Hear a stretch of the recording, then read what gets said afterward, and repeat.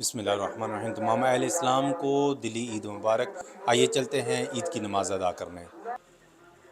اب رات کو میں اپنی شاپ پہ تھا، باہر سے لڑکے گزر رہے تھے تو ہنسی مذاق چل رہا تھا، ایک دوسرے کو کہہ رہے تھے لو جی ہن شیطان آزاد ہو گیا۔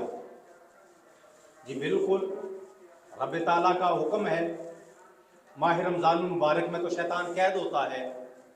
اب شیطان قید تھا ماہ رمضان المبارک میں، ہم نے نہ کوئی نماز چھوڑی ہے، ہم نے نہ کوئی روزہ چھوڑا ہے، ہم نے کوئی برا کام بھی نہیں کیا، ہم نے دودھ میں ملاوٹ بھی نہیں کی، ہم نے رشوت خوری بھی نہیں کی، ہم نے گالم گلوچ بھی نہیں کیا، ہم نے کسی سے لڑائی بھی نہیں کی، ہم نے لڑائی جھگڑا کسی سے نہیں کیا، کوئی بھی برا کام نہیں کیا۔ کیوں؟ شیطان قید تھا۔ اب رات کو جیسے شیطان آزاد ہوا تو کہنے لگ پڑے کہ جی دیکھو جی ہوں شیطان آزاد ہو گیا۔ کیا اگر تو یہ ساری چیزیں جو ہم اس سے رکے رہے، دودھ میں ملاوٹ کرنے سے ہم باز رہے، تو پھر ہم کہیں جی جو کچھ کرتا ہے وہ شیطان ہی کرتا ہے، ہمارے نفس امارہ ہمارا کچھ نہیں کر رہا۔ اگر ہم گالم گلوچ نہیں کرتے رہے، اس چیز سے رکے رہے، تو پھر ہم یہ کہیں جی ٹھیک ہے یہ جو کچھ کروا رہا تھا یہ شیطان کروا رہا تھا، اب شیطان کہہ رہا ہے تو ہم نے بالکل کسی کے ساتھ لڑائی جھگڑا نہیں کیا، کسی کے ساتھ گالم گلوچ نہیں کیا۔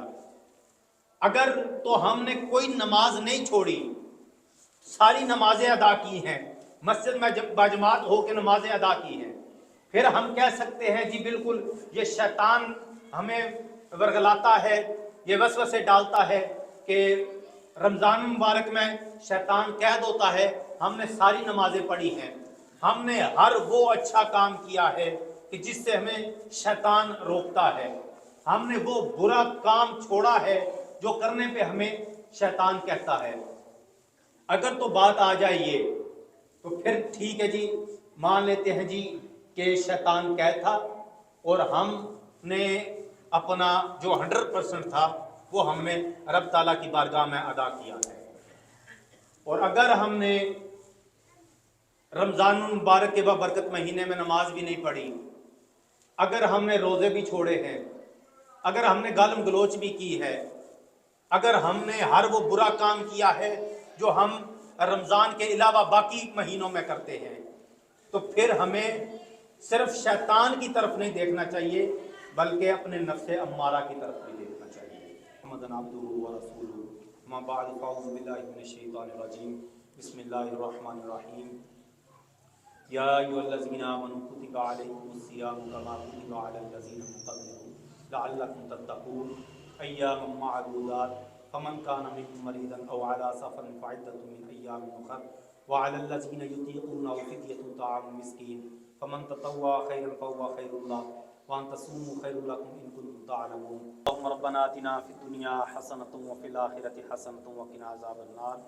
اللهم ربنا ظلمنا أنفسنا وإن لم تغفر لنا وترحمنا لنكونن من الخاسرین۔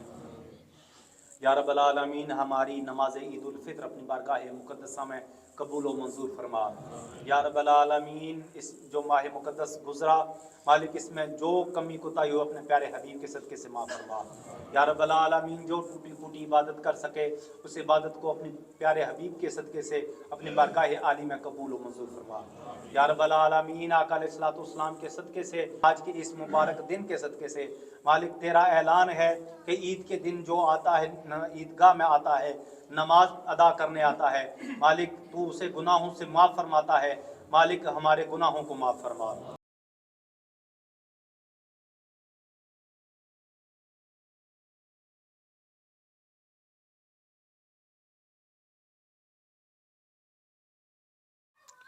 عید کی نماز ادا کرنے کے بعد تمامی حضرات ایک دوسرے کو بغل گیر ہو رہے ہیں، عید مبارک بول رہے ہیں، عید مل رہے ہیں۔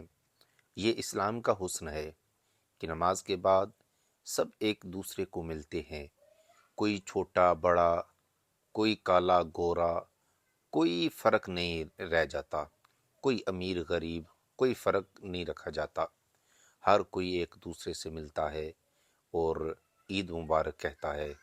یہ الحمدللہ ہمارے اسلام کا حسن ہے۔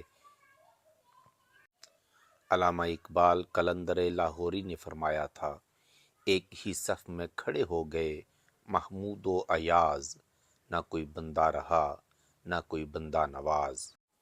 عید ملنے کے بعد باری آتی ہے عیدی دینے کی، اور تمام شاگرد اکٹھے ہو کے کھڑے ہو گئے ہیں عیدی لینے کے لیے، اور یہ بڑا ہی حسین منظر ہوتا ہے، بڑا ہی دیکھنے والا منظر ہوتا ہے، کیونکہ تھوڑا سا ہنسی مذاق بھی چلتا ہے، اور پھر عیدی سب کو دی جاتی ہے، تو جو ادھر موجود ہوتا ہے سب کو عیدی مل جاتی ہے۔